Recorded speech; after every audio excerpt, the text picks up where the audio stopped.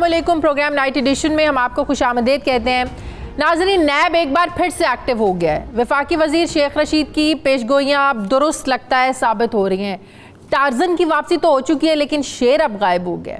आज आमदन से ज़ायद असासाजात केस में नैब ने अपोजिशन लीडर शहबाज शरीफ को तलब कर रखा था, जिसमें शहबाज शरीफ पेश नहीं हुए और अपने नुमाइंदे मोहम्मद फैसल के जरिए असासाजात के हवाले से एक तफसीली जवाब जमा करवाया।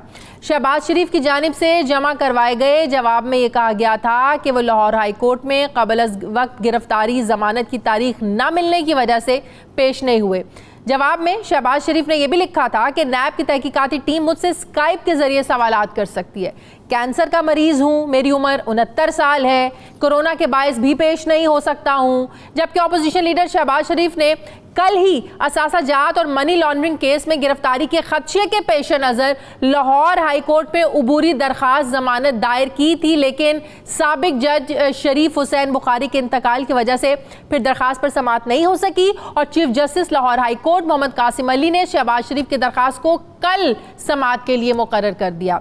शहबाज शरीफ की जानिब से दरख्वास्त जमानत में मौक़िफ़ इख्तियार किया गया था कि तमाम असासे डिक्लेयर हैं, नैब के पास मनी लॉन्ड्रिंग के कोई सबूत मौजूद नहीं है, इल्ज़ामात झूठे हैं, बेबुनियाद हैं, लिहाजा गिरफ्तारी से रोका जाए।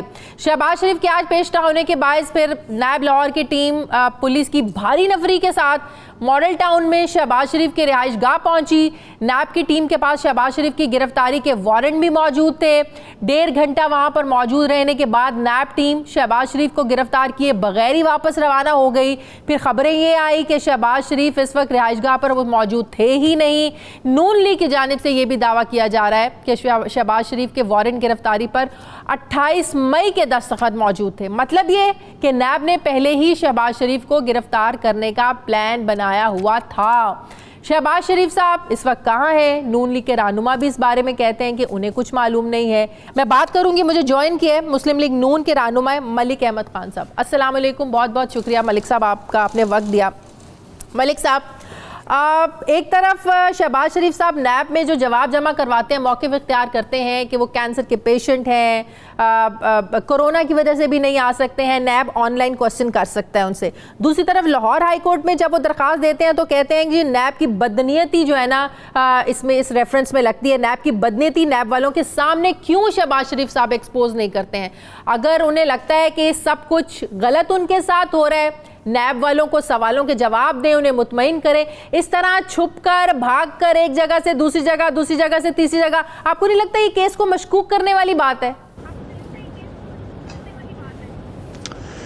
जी, आपका बहुत शुक्रिया। देखिए, जब कोई अदालत के सामने चला जाता है तो फिर उसको भाग कर जाना या छुप कर जाना नहीं कहा जाता। और प्री अरेस्ट बेल जब हाई कोर्ट में मूव कर दी जाती है तो प्रोप्राइटी ये डिमांड करती है और प्रैक्टिस ये है कि नॉर्मली फिर इन्वेस्टिगेटिंग एजेंसीज जो हैं वो रेड्स कंडक्ट नहीं करती। तो ये नैब ने जो किया, ये हाई हैंडेडनेस की, नोइंगली के शहबाज साहब प्री अरेस्ट बेल में जा चुके हैं और वो क्यों गए प्री अरेस्ट बेल के अंदर, ये जानना ज़्यादा ज़रूरी है। ये तासुर कि ये प्रोसिक्यूशन है, ये बिल्कुल गलत है। ये परसिक्यूशन है, ये प्रोसिक्यूशन बिल्कुल नहीं है। और ये हम क्यों कह रहे हैं, हम इसको सब्सटेंशिएट करते हैं, इसकी दलील देते हैं। हम ये कह रहे हैं कि जब शहबाज साहब को पहले भी उन्होंने गिरफ्तार किया और लगभग कोई 5-6 माह उनको गिरफ्तार रखा, तो उस वक्त उन्होंने तलब जो किया था, जो प्रोसेस ऑफ लॉ था, वो बेसिकली उन्होंने आशियाना हाउसिंग के अंदर उन्होंने प्रोसेस ऑफ लॉ जारी किया था। और उनकी जो अरेस्ट जो फॉर्मली उन्होंने लिखी, वो उन्होंने साफ पानी के केस में लिख दी। बिल्कुल ऐसी। तो हमें उस वक्त से पता है कि ये एक ऐसा मेलाफाइडी इंटेंशन के साथ कर रहे हैं, बदनीति के साथ कर रहे हैं। सेकेंडली, आपने भी अपने इंट्रो में खुद बताया कि वो लेटर आज सारे दिन टीवी स्क्रीन्स पे चलता रहा, जो अरेस्ट वारंट का लेटर था, जिसमें 28 मई की तारीख बड़ी वाज़ेह तौर पे देखी जा सकती है। यानी अगर आपने आज उनको सवालात के जवाब के लिए तलब कर रखा है और 28 मई को ही आपने फैसला कर लिया है कि आपने उनको गिरफ्तार करना है, तो इससे बड़ी और प्रोसिक्यूशन की मिसाल क्या मिल सकती है। तो इसी बिना पर फिर हमने लाहौर हाई कोर्ट के सामने ये तमाम खदशात रखे और बताया कि आज की तलबी जो है ये बुनियादी तौर पर एक मेलाफाइडी इंटेंशन के साथ है और इसका मकसद वाहिद एक इलीगल अरेस्ट वो करेंगे, गैर कानूनी हिरासत में लेंगे। अच्छा, जहाँ तक केस के मेरिट्स का ताल्लुक है तो उस पर आपके प्रोग्राम में मैं तफसील से आपसे बात कर सकता हूँ कि एसेट्स बियॉन्ड मीन्स जब उनकी डिक्लेयर्ड हैं, सारे उनके एसेट्स डिक्लेयर्ड हैं, जिन एसेट्स को बियॉन्ड मीन्स कहा जा रहा है वो भी डिक्लेयर्ड हैं, FBR के रिकॉर्ड में डिक्लेयर हैं। तो ये बात समझ से, ये मंतक समझ से 2 मई को जब वो पेश हुए उन्होंने जवाब दिए, इन्हीं सवालों के जवाब दिए ना मलिक साहब, तो फिर वो क्यों उनको सेटिस्फाई नहीं कर सके? सब कुछ डिक्लेयर है, ज़ाहिर डॉक्यूमेंट्स होंगे, सब कुछ होगा, रिकॉर्ड होगा, फिर क्यों उन्हें सेटिस्फाई नहीं कर सके? देखिए, इसकी बुनियादी वजह जो मैं समझ पाया हूँ वो ये है कि बेसिकली नैब ने जो जवाब उनको दिए गए, नैब ने उन क्वेश्चंस के आंसर्स को विदाउट पेरूजल देखे बगैर उनके ऊपर डिससेटिस्फेक्शन शो कर दी। अच्छा। अगर नैब ये समझती है कि एक ऐसी कंपनी, ये एक ऐसी फैमिली जिसकी बिलियंस की एसेट है और उनके चंद मिलियन के जो एसेट्स हैं वो कहते हैं कि वो बियॉन्ड मीन्स हैं, तो ये बात भी समझ से और मंतक से बालातर है। यानी या मेरी डिक्लेयर्ड वेल्थ जो है या मेरी डिक्लेयर्ड एसेट्स जो हैं, और अगर वो ट्रांजैक्शंस जिनका मेरे साथ मैंने ऑलरेडी अपने जहाँ पर मुझे उनका रिक्विजिट जवाब देना चाहिए, FBR में है, मैंने दिया हुआ है, अगर मैंने अपने इलेक्शन के ECP के सामने अपने डिक्लेरेशंस दिए हुए हैं, अपने दिए हुए हैं, स्पाउसेस के दिए हुए हैं, और मैंने सारी डिटेल जब फर्निश कर रखी है, तो नैब अपने मैंडेट से जब बाहर जाएगी, जो नैब का अपना काम नहीं होगा।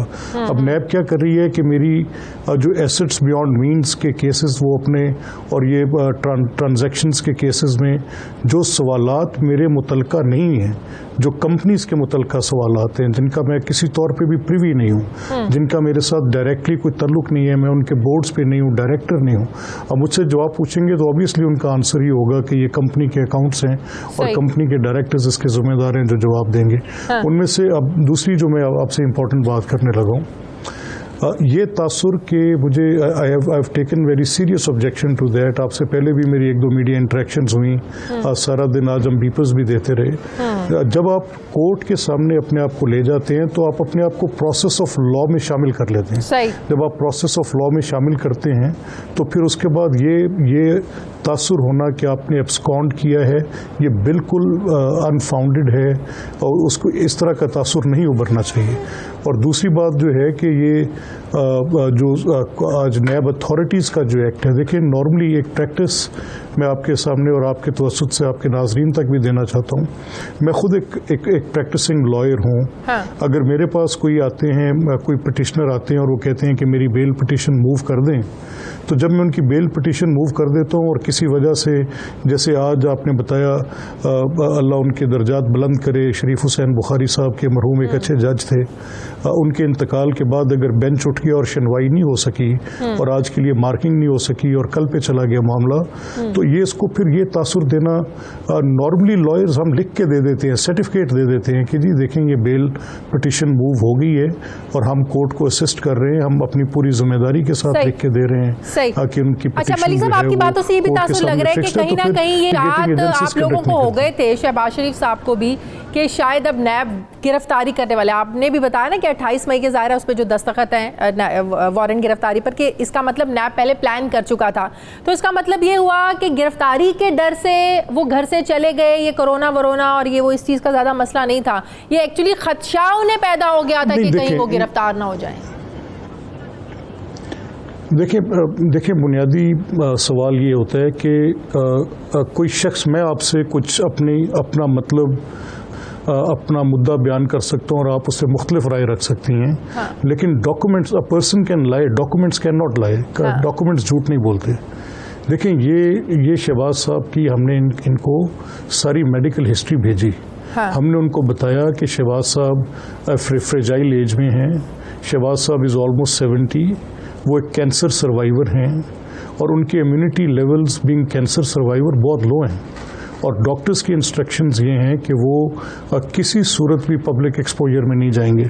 अच्छे जाए कि आज कोरोना स्पाइक पे है, मुझे और आपको एहतियात करनी चाहिए, सोशल डिस्टेंसिंग करनी चाहिए, हम सबकी भी कॉम्प्रोमाइज है। आज मेरी अपनी जितनी कोई एहतियात थी सारी नैब के इस एक्ट के बाद, जो नून लीग के कारकुन जिस तरीके से बाहर निकले, सारी सोशल डिस्टेंसिंग की धज्जियां उड़ गई।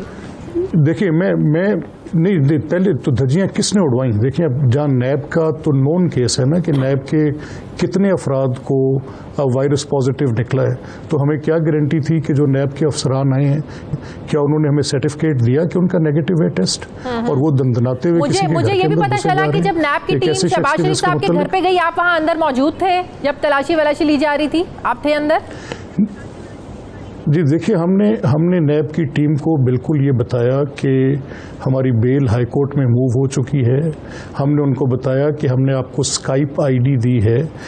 इन एक्स्ट्रा ऑर्डिनरी सिचुएशंस में जब ये कोविड-19 के मामलात हैं और एक पेंडेमिक फैली हुई है और उनकी फ्रेजाइल कंडीशन है, तो हमारी आपसे ये होगी कि आपने अगर कोई ज़रूरी सवाल करने और आप समझते हैं कि आपकी कोई तशनगी बाकी है पिछले दिए गए सवालों के जवाबों में, तो आप उनको स्काइप आईडी पे ले सकते हैं और उनसे क्वेश्चनिंग आंसर आपने कहा बिल्कुल की। और फिर हमने उनसे ये भी ये सारी बातें नैब को हमारे जब वो लोग वहाँ पर रहे हैं तो उनको एब्सोल्युटली उनसे प्रॉपर कम्युनिकेट हुआ, उनको बताया गया कि ये आपका जो एक्ट है ये अनवारंटेड है, ज़रूरत नहीं है, आपने अननेसेसरी एक ड्रामा क्रिएट कर दिया है, आपका ये एक्ट जो है स्वाय हरेसमेंट की और किसी ज़िम्रे में नहीं आएगा, आप इसके साथ सिर्फ क्या कर रहे हैं, मुझे आप एक तासुर उभारना चाह रहे हैं कि आपने मेरे घर पे रेड कंडक्ट किया और आप वहाँ पर आके एक हरेसमेंट फैला रहे हैं।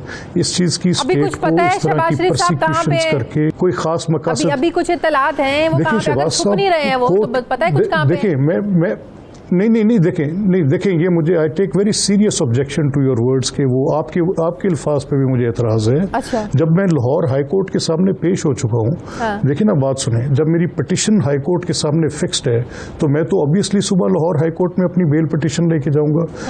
मैं कैसे अपनी कॉन्स्टिट्यूशनल फंडामेंटल राइट्स फोरगो कर दूं जब मुझे पता हो कि मेरे साथ सरीहन ज्यादती हो रही है, जब मुझे पता हो कि ये मुझे सिर्फ और सिर्फ गिरफ्तारी के दर पे शहबाज शरीफ साहब पेश हो रहे हैं सुबह। ऑब्वियसली ये देखिए, ये बात तो मैं आपसे 6 दफा आपके प्रोग्राम में आपसे कह बैठा हूं कि वो सुबह पेश हो रहे हैं। उनकी बेल पिटिशन आज बेंच की नॉन अवेलेबिलिटी और फिक्सेशन कोर्ट हाई कोर्ट के ऑफिस की तरफ से आज, क्योंकि हमारी पिटिशन तो डे बिफोर यस्टरडे की फाइल्ड है, ये नैब को भी पता है। इसमें कौन सी कोई ऐसी अचंभे की बात थी या हम ऐसी बात कह रहे थे जिसका कोर्ट के बाहर नहीं पहुंच गए तो क्या करेंगे? तो इससे बड़ी हरेसमेंट और क्या होगी, इससे बड़ा अनलॉफुल एक्ट क्या होगा कि मुझे कोर्ट ऑफ लॉ तक जाने नहीं दिया जा रहा। अगर नैब ने मुझसे क्वेश्चनिंग करनी है, नैब ने मुझसे तफ्तीश करनी है, तो नैब क्या पहले ये तय कर बैठी है कि मुझे अपना कोर्ट तक भी अप्रोच करने नहीं दिया जाएगा? तो ये कोई मुल्क है कि या कि ये कोई निज़ाम सकेगा राज है? ये कैसे होगी बात? यहाँ पे मेरे कॉन्स्टिट्यूशनल राइट्स हैं, तो ये अगर नैब ये करती है तो इससे बड़ी हाई हैंडेडनेस क्या होगी कि मुझे कोर्ट के आगे न जाने दे? बिल्कुल सही, बहुत बहुत शुक्रिया। मुस्लिम लीग नून के रहनुमा मेरे साथ थे मलिक अहमद खान साहब, बहुत शुक्रिया आपका। नाज़रीन, मुझे प्रोग्राम में एक ब्रेक लेनी है, वापस आते हैं एक छोटे से वक्फे के बाद।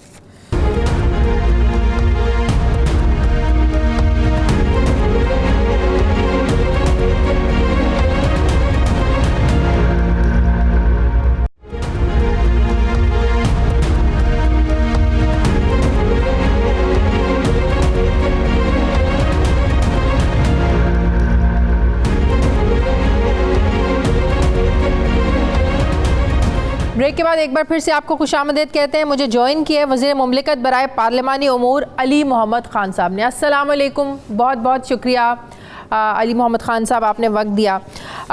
अली साहब, अभी ईद गुजरे हुए 1 हफ़्ता हुआ है, हमें याद है ईद से पहले चंद रोज़ पहले शेख रशीद साहब ने ये बात कही थी कि ईद के बाद जो है ना वो नैब टार्जन बन जाएगा, बड़ी गिरफ्तारियां होंगी, किसी को नहीं छोड़ा जाएगा। और ईद के बाद जो पहली बड़ी गिरफ्तारी आज होने को थी, जो नहीं हो सकी अभी तक, शहबाज शरीफ साहब की, तो ऐसी कार्रवाइयों के बाद ऑपोजिशन का ये इल्ज़ाम कि नैब जो भी करती है हुकूमती इमा पर करती है, क्या नैब के इस इल्ज़ाम को तक़वियत नहीं मिलती है? आखिर हुकूमती लोगों को कैसे पता चल जाता है कि नैब ने फ़लाँ वक्त में क्या कार्रवाई करनी है और किसके खिलाफ करनी है, किसको पकड़ना है, कैसे पता चल जाता है? जी बिस्मिल्लाहिर्रहमानिर्रहीम, अल्लाहुम्मा सल्लि व सल्लिम मुबारक अला सय्यिदिना मुहम्मद रसूलुल्लाह सल्लल्लाहु अलैहि वसल्लम। शाजिया साहिबा, सबसे पहले आप और आपके नाज़रीन को पिछली जो ईद गुजरी है वो मुबारक भी, लेकिन साथ साथ एक ऐसी ईद जिसमें कराची का सानिया हुआ और साथ में कोविड-19 का जो है वायरस भी है, वबा है, तो हम सब ने एहतियात की और वो ईद की खुशियाँ मान रही। खासकर हमारे कुछ दोस्त भी और बीमार हैं, कुछ तो जाहिर है, कुछ आज एक फौतगी हुई है जी जी कराची में भी हुई है, वजीर साहब फौत हुए हैं, हमारे मुनीर और जई साहब यहाँ MNA साहब हैं वो भी फौत हुए। और सेहत दे अल्लाह ताला, हमारे इंतहाई काबिल कदर सपूत हैं तहरीक इंसाफ के शरियार खान अफरीदी साहब और हमारे चीफ व्हिप आमिर डोगर साहब बीमार हैं, हम उनके लिए दुआ गो हैं, और जितने भी और बीमार हैं दुआ गो हैं। देखें, आपका सवाल टेक्निकली बिल्कुल करेक्ट है। मैं ये समझता हूँ कि अगर हुकूमत का इसमें किरदार नहीं है, जो कि नहीं है इन गिरफ्तारियों में, क्योंकि नैब हमसे डायरेक्शन नहीं लेती, तो ये कोई जिम्मेदाराना रवैया नहीं है कि हम कोई भी वजीर उसमें स्पेकुलेट करे, क्योंकि नैब हर तरह से आज़ाद है और किसी भी तरीके से वजीर आज़म साहब से या हमसे ज़ाहिर डिक्टेशन तो नहीं लेते, वो अपने काम में आज़ाद हैं। तो इस तरह की बात से फिर शकूक व शबात पैदा होना वो एक फितरी अमर है। तो इस बात को मैं आपकी डिनाई नहीं करता, बल्कि मैं ये समझता हूँ कि हमारा फ्रॉम डे वन से ये अप्रोच है हुकूमत में आने के बाद कि नैब अपने काम में आज़ाद है और हमारा उसमें गिरफ्तारी में इसको पकड़ो उसको मत पकड़ो, इसमें पकड़ दकड़ में कोई रोल नहीं है। लेकिन कुछ हमारे दोस्त इस तरह के बयान दे देते हैं। आपने शेख साहब की बात, तो शेख साहब जाहिर है वो हमारे कोalition पार्टनर है, कैबिनेट का हिस्सा है, लेकिन वो हमारी जमात का हिस्सा नहीं है, आज़ाद है अपने बयान में। तो शेख साहब की अपनी तबीयत भी है, अल्टीमेटली इमेज तो हुकूमत का खाता है ना, भले ही आपकी महिलाएं। वो तो मैंने आपको इजहार कर दिया कि मैं समझता हूं कि किसी भी वजीर का नैब की कार्रवाई पे पेशन गोई करना, मैं इसको स्ट्रिक्टली समझता हूं कि it should be no go area. मैंने हमेशा इससे परहेज किया है। मैं ये समझता हूं कि किसी को भी नैब का वकील बनने की कोई जरूरत नहीं है, नैब के अपने कला हैं। मैं तो एक और बात कर रहा हूं, मैंने अभी इस पे आपसे पहले प्रोग्राम किया, अभी इस पे मैंने ट्वीट भी की है। मैं ये समझता हूं कि ये फैसला करना कि क्या शहबाज साहब की गिरफ्तारी जायज है, नाजायज है, होनी चाहिए, नहीं होनी चाहिए, ये ना मैं फैसला करूंगा, ना शाजिया ज़ीशान साहिबा करेंगी, ना कोई भी करेगा, ये अदालत करेगी जिसमें शहबाज साहब ने पेश होना है। मेरा पॉइंट दूसरा है, पॉइंट मेरा ये है कि आज एक बार फिर पाकिस्तान में साबित हुआ कि जो इमरान खान साहब जिसकी तगुदौ कर रहे हैं ना हम लोग कि दो नहीं एक पाकिस्तान, तो आज शहबाज साहब फिर साबित किया है कि पाकिस्तान में अभी दो ही पाकिस्तान है, कि उन्होंने कानून को अपनी जूती की नोक पे रखा है और मफरूर हो गए कानून से।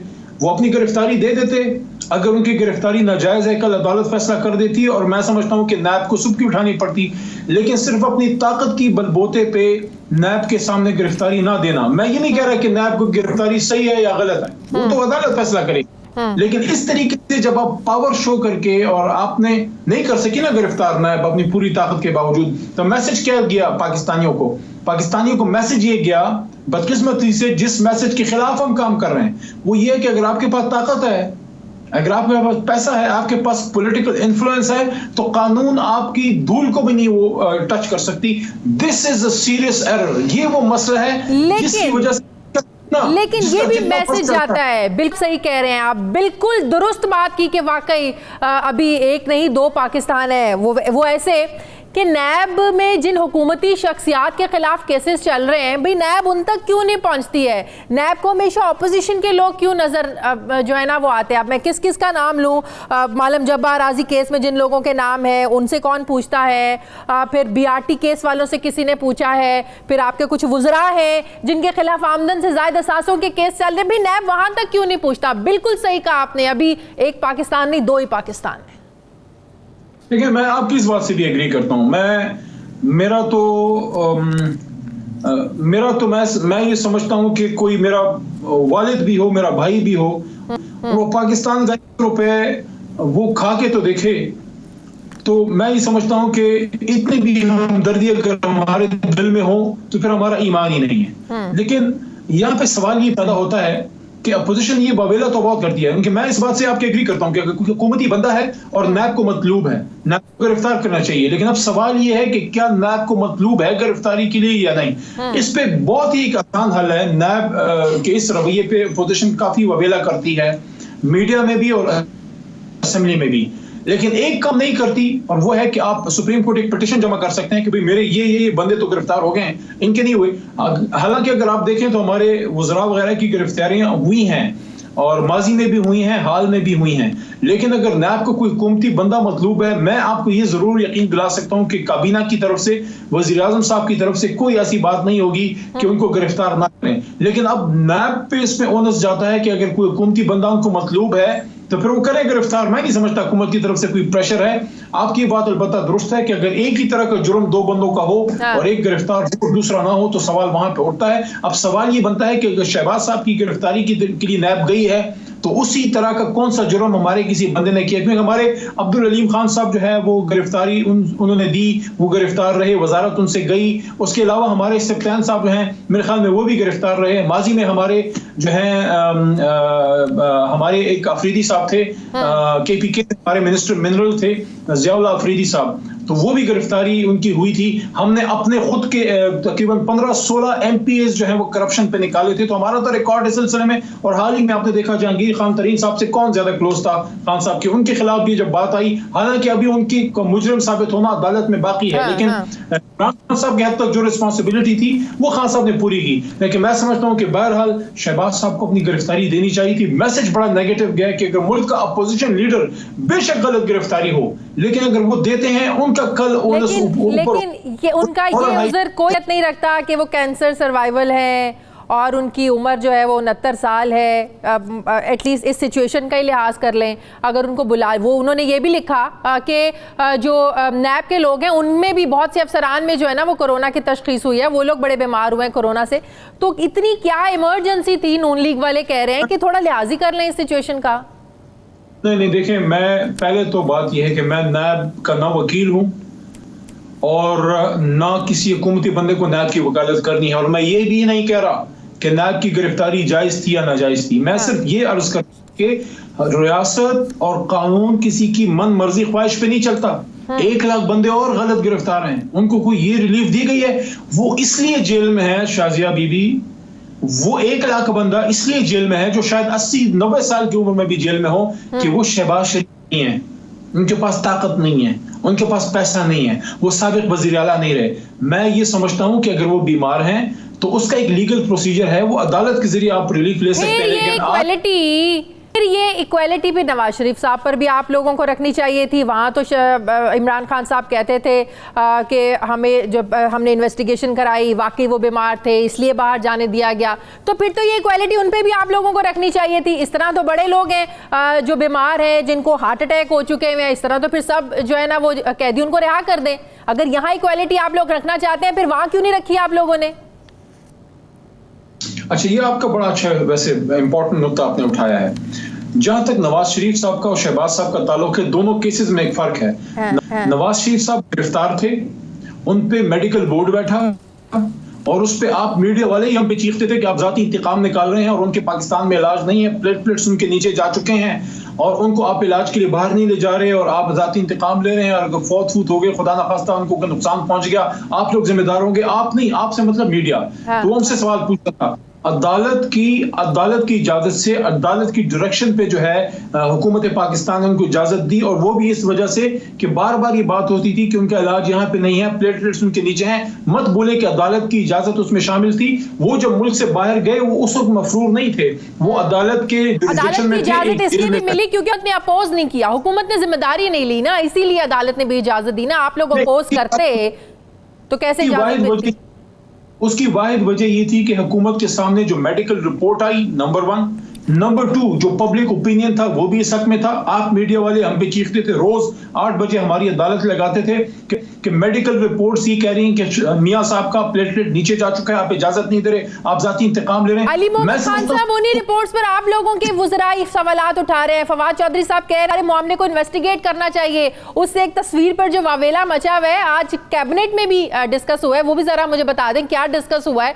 क्या वाकई अब आप लोग सोच रहे हैं जो फवाद चौधरी साहब ने खत लिखा है, क्या हुकूमत वाकई चाहती है सारे मामले को इन्वेस्टिगेट कराया जाए कि अगर रिपोर्ट्स में कोई हेरा फेरी हुई है, रिपोर्ट्स गलत तैयार की गई हैं, उन लोगों को पकड़ा जाए? भैया आप लोगों के अपने लोगों को यह एतबार नहीं है जो सरकारी मेडिकल बोर्ड बनाए? देखिए, वो उनका एक फवाद साहब एक आजाद मेंबर हैं, वो एक काबीना के रिस्पॉन्सिबल मेंबर भी हैं, लेकिन वो जाहिर है डेमोक्रेसी है, डिक्टेटरशिप नहीं है, वो अपनी राय में आजाद हैं। उन्होंने एक राय का इजहार किया, दरखास्त दी है, एप्लीकेशन भेजी है, खत भेजा है वजीर आजम साहब को, लेकिन मैं उनकी इस राय से इत्तेफाक इसलिए नहीं करता। मैं ये समझता हूँ कि अपने आप पे अदम एतमाद है। क्या हमारी हुकूमत, मरकजी या सूबाई हुकूमत इतनी गई गुजरी है कि हमारे सामने फेक रिपोर्ट्स आएंगी? मैं ये समझता हूँ कि वो जो रिपोर्ट पंजाब हुकूमत ने पेश की, उनके नीचे जो बनी है, वो तो बहुत एक संगीन जुर्म होगा कि अगर कोई सरकारी मुलाजमीन, सरकारी डॉक्टर्स, सूबाई हुकूमत जो है उनकी निगरानी में नीचे रिपोर्ट बने और फेक बनी, तो बहुत बड़ा इल्जाम होगा। मैं ये समझता हूं कि वजीर आजम पाकिस्तान एक बहुत इंपॉर्टेंट ओहदा है। वजीर आजम साहब के सामने फेक रिपोर्ट अपनी ही सूबाई हुकूमत के नीचे आना, ये बहुत बड़ा अलमिया होगा। मैं नहीं समझता कि कोई फेक रिपोर्ट बनाने की जरूरत कर सकता है, हिम्मत कर सकता है। अलबत्ता ये बात अहम है कि मियां साहब जब इलाज के लिए गए हैं, अदालत के डायरेक्शन पे गए हैं, हुकूमत पाकिस्तान ने उनको फैसिलिटेट किया कि ठीक है वजीर आजम रहे हैं और उनका इलाज इधर पॉसिबल नहीं है, अदालत भी कह रही है, मेडिकल बोर्ड भी कह रहा है, तो हम रास्ते में दीवार इसलिए नहीं बनते कि कल को खुदा ना खास्ता कुछ होता है, लोग कहेंगे जाती इंतकाम ले लें। लेकिन अखलाकी और कानूनी तौर पे मैं समझता हूं कि मियां साहब जो हैं, नवाज शरीफ साहब, अल्लाह उनको सेहत दे, पहली बात तो ये है कि अगर उनका इलाज वहां चल रहा है तो उस इलाज से अदालत को, हुकूमत को आगाह करें, और अगर इलाज पूरा हो गया है तो मैं ये समझता हूँ अखलाकी तौर पे, चूंकि 3 बार मुल्क के वज़ीर आज़म लगता है कि इलाज पूरा हो गया है। आज एक कैबिनेट में डिस्कस हुआ है ना कि वो तो सैर सपाटे कर रहे हैं वहां पर, वो कौन से बीमार हैं? देखिए, तस्वीर से तो वाज़ेह नहीं हो सकता कि इलाज पूरा हुआ है या नहीं, लेकिन तस्वीर से बहरहाल ये वाज़ेह जरूर होता है कि माशाल्लाह वो कंफर्टेबल पोजीशन में है। अल्लाह उनको रखे, हम जाती इंतकाम नहीं ले रहे, लेकिन उनको वापस जरूर आना चाहिए। अगर वो ठीक हो गए हैं, he should come back. If he is not okay तो उनको बताना जरूर चाहिए कि इतना इलाज हो गया और इतना रहता है, क्योंकि कानून बहरहाल किसी के भी घर की लोंडी नहीं है, कानून जो है वो सब होना चाहिए। बिल्कुल सही। बहुत बहुत वज़ीर मुमलिकत बराए पार्लिमानी उमूर अली मोहम्मद खान साहब मेरे साथ थे। नाज़रीन, मुझे प्रोग्राम में एक ब्रेक लेनी है, वापस आते हैं एक छोटे से वक्फे के बाद।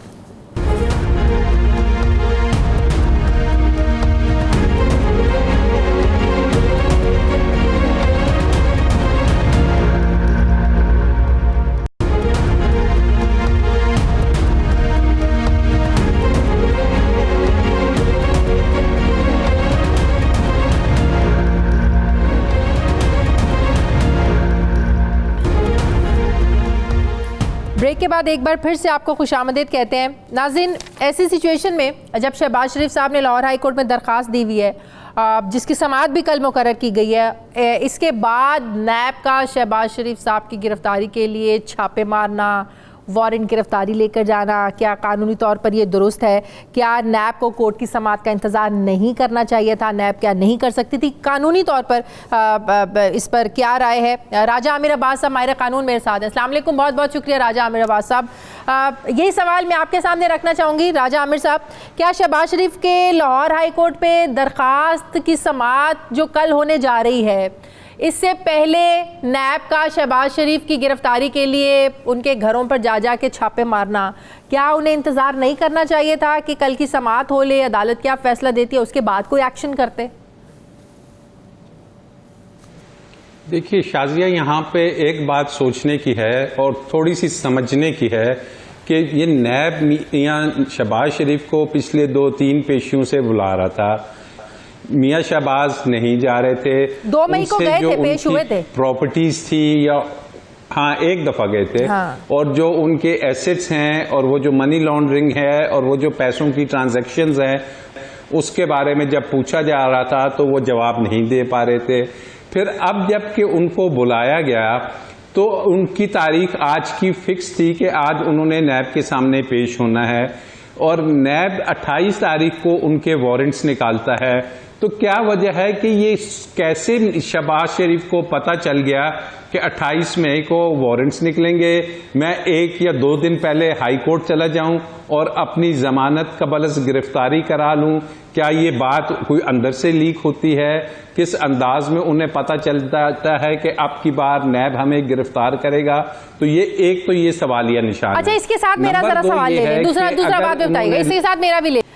ठीक है, शहबाज शरीफ साहब को कैसे पता चल जाता है कि उनकी गिरफ्तारी होने वाली है? फिर हुकूमती लोगों को कैसे पता चल जाता है कि ईद के बाद नैब टार्जन बनने जा रही है और इनकी जो है ना वो अपोजिशन के जो लोग हैं उनकी गिरफ्तारियां होने जा रही हैं, बड़ी बड़ी गिरफ्तारी होंगी? फिर इन लोगों को कैसे पता चल जाता है? ये शेख रशीद ही बता सकता है कि उसको कैसे पता चलता है। मेरे नॉलेज में नहीं है कि शहबाज शरीफ को कैसे पता चलता है और शेख रशीद को कैसे पता चलता है। नंबर 2 बात यह है कि अगर आप हाई कोर्ट में जमानत कबल इस गिरफ्तारी की दरख्वास्त लगाते हैं और अभी तक हुई नहीं, तो कानूनी तौर पे आपको जमानत नहीं मिली और वो जो वारंट्स होते हैं वो एग्जीक्यूट होते हैं। पाकिस्तान में किसी कानून में ये नहीं लिखा हुआ कि चूंकि हमने एक दरख्वास्त लगा दी है तो आप हमें गिरफ्तार नहीं कर सकते।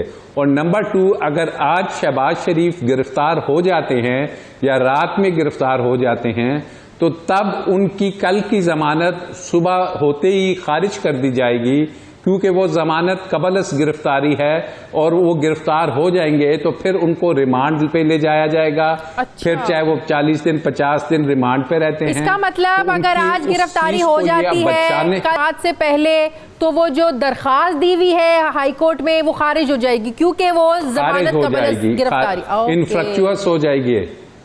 एग्जैक्टली। फिर इन्होंने बेल आफ्टर अरेस्ट लेनी है जो कि रिमांड जब खत्म होगा तो उन्हें मिलेगी। तो इस चीज को पेश नजर रखते हुए कानूनी उनके जो माहिरीन हैं उन्होंने उनको यही मशवरा दिया होगा कि आप रूपोश हो जाइए, आप कहीं साइड पे चले जाएं। लेकिन सियासी तौर पर अगर आप समझें तो इस मुल्क के लीडर ऑफ अपोजिशन आज इस मुल्क में छुपे हुए हैं, वो अंडरग्राउंड चले गए हैं। कोरोना की वजह से उनका ये कहना कि मैं कैंसर पेशेंट हूँ, 69 साल मेरी उम्र है, तो आप स्काइप पे मुझसे सवालात कर लीजिए।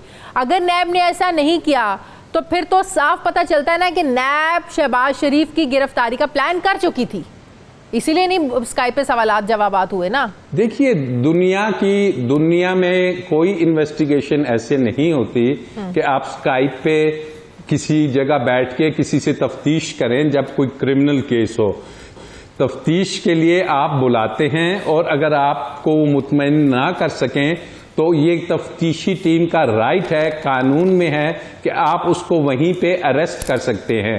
अब अगर स्काइप पे वो इंटरव्यू दे रहे हैं और नैब अरेस्ट करना चाहती है तो क्या स्काइप पे किसी को अरेस्ट किया जा सकता है? ये अरेस्ट का इख्तियार इसी पार्लियामेंट ने इसी चेयरमैन को दिया है कि जब 2-3 दफा वो जवाब नहीं दे पाए उन अरबों रुपयों के, उन अरबों के एसेट्स के, तो नैब उनको अरेस्ट कर सकती है। और नैब ने ये जो अरेस्ट वारंट्स निकाले थे वो यही होता है कि अगर तो इनके जवाबात आ गए तो हम इसको एग्जीक्यूट नहीं करेंगे, लेकिन अगर जवाबात नहीं आए तो फिर हम मजबूर है कि जैसे दीगर अशखास को हम अरेस्ट कर लेते हैं इन्हें भी करेंगे। तो ये कोई अनहोनी बात नहीं कि नैब ने पहले से वारंट्स क्यों निकाले थे। वो वारंट्स का पर्पज ये होता है, ए का जवाब अगर आ गया वेल एंड गुड, नहीं आया तो गिरफ्तारी कर सकते हैं। बहुत बहुत शुक्रिया माहिर कानून राजा आमिर अब्बास साहब मेरे साथ हैं। नाज़रीन, मुझे प्रोग्राम में एक ब्रेक लेनी है, वापस आते हैं वक्फे के बाद।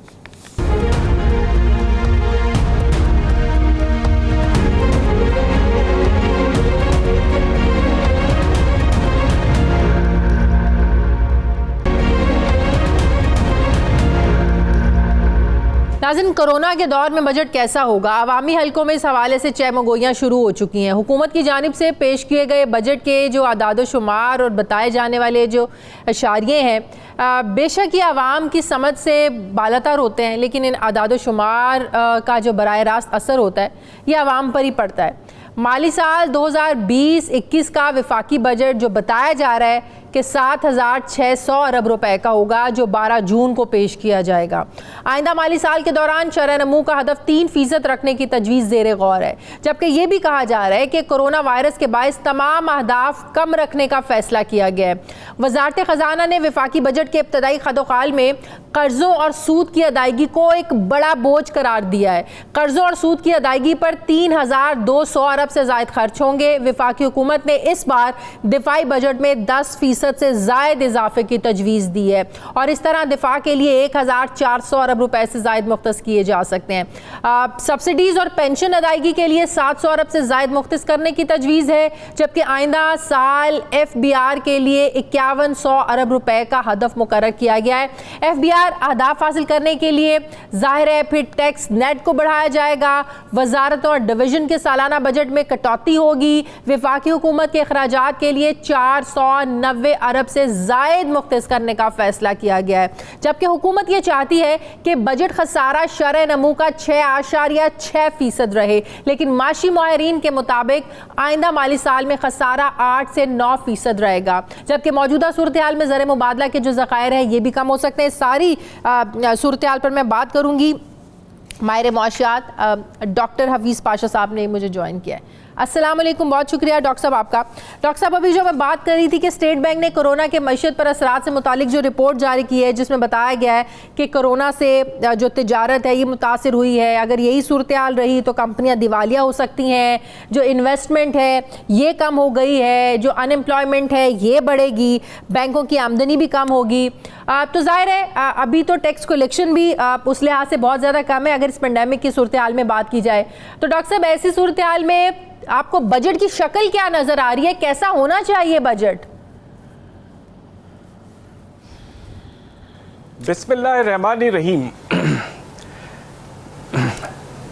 जी, ये बात तो बिल्कुल दुरुस्त है कि हमारे मुल्क के हालात, माशी हालात हद से ज़्यादा ख़राब हो गए हैं और ख़तरा ये कि और ख़राब भी हो सकते हैं। अब आप ये देखिए कि हमारे एक्सपोर्ट्स में अप्रैल में 50% तकरीबन कमी आई, हमारे सनती पैदावार में 23% कमी आई मार्च में। आप ये देखिए कि हमारा इन्वेस्टमेंट जो है 21% गिर गया। इंपोर्ट्स तो पहले ही से ही कम हो रहे थे, 21% कम हो गए हैं। हालात हद से ज़्यादा ख़राब हैं और हमारा अंदाज़ा ये है कि खुदा न खास्ता जून के एंड तक अगर इस तरह से ये सिलसिला जारी रहा तो तकरीबन 70 लाख और लोग बेरोज़गार हो जाएंगे। और दूसरी तरफ इस वक्त जो आपके गुर्बत का जो इस वक्त एस्टिमेट है गरीब लोगों का, उसमें तकरीबन 2 करोड़ का इजाफा होने का ख़तरा है। तो अब आप सोचिए कि इन हालात में बजट किस तरह बनेगा। 2 चीज़ें इसमें नुमायाँ होनी चाहिए बजट में। एक तो ये कि बजट बिल्कुल वाज़े तौर पर कोई एम्बिशियस टारगेटिंग ना करे रेवेन्यूज़ की, जिस तरह पिछले साल किया 35% किया और एंड में मुश्किल से 6 या 7% होगा। और उसमें यकीनन आखिरी 3 महीने में कोरोना की वजह से कमी आई है, मगर उससे पहले भी 17% था सिर्फ।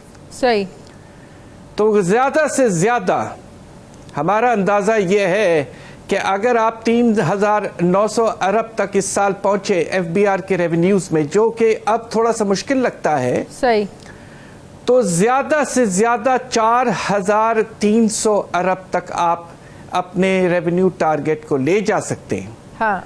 अलबत्ता IMF ने तो टारगेट दिया था अगले साल के लिए 5100 अरब। मैं इससे ज़्यादा सख्त अंदाज में नहीं कह सकता कि ये बिल्कुल गैर मुमकिन है। तो एक तरफ तो आप एक मुनासिब रीजनेबल किस्म का इजाफा करें 300-400 अरब की रेवेन्यूज़ में, जो कोशिश करके हासिल कर लेंगे, और दूसरी तरफ आप अपने जो एडमिनिस्ट्रेटिव कॉस्ट है, जैसे हम ऑपरेटिंग कॉस्ट कहते हैं, जो तकरीबन 900 अरब हैं फेडरल गवर्नमेंट के, वो कम करें। सही। ये वो खर्चे हैं जो सैलरीज के अलावा हैं, और कोशिश ये करें ये जो आप सेविंग करें और जो आपको बहुत बड़ा फायदा सरे सूद के कमी की वजह से हुआ है, तकरीबन 900 से 950 अरब। डॉक्टर साहब, दुनिया में खाम तेल सस्ता होने से कह रहे हैं हुकूमत को $3 अरब का जो है फ़ायदा हुआ है। कहा जा रहा था कि जब हमारे इंपोर्ट बिल्स में कमी आएगी तो रुपया मजबूत होगा, स्ट्रांग होगा। लेकिन हम क्या देख रहे हैं कि पिछले 4 दिनों में डॉलर 4 रुपए महंगा हो गया है। अगर हालात ऐसे ही रहे डॉक्टर साहब तो फिर तो रुपया मजीद ज़ाहिर है डिवैल्यू होगा, इसमें कमी होगी, रुपए की कदर कम होगी, डॉलर बढ़ेगा, फिर हमारे जो कर्जे हैं वो भी बढ़ जाएंगे, फिर कर्जों को उतारने के लिए फिर मजीद कर्जे लेने पड़ते हैं। ये सिचुएशन कैसे कंट्रोल होगी? ये बहुत मुनासिब सवाल है आपका, और अफसोस की बात यह है कि जो हमारे रुपया जो था वो कुछ अरसे से मुस्तहकम हो चुका था, ख़ास तौर पे जब IMF के रैपिड फाइनेंसिंग फैसिलिटी के तहत हमें 1.4 अरब डॉलर मिले अप्रैल में, तो करेंसी उस वक्त स्ट्रेंथन हुई थी और एक स्टेबलाइज हो गई थी।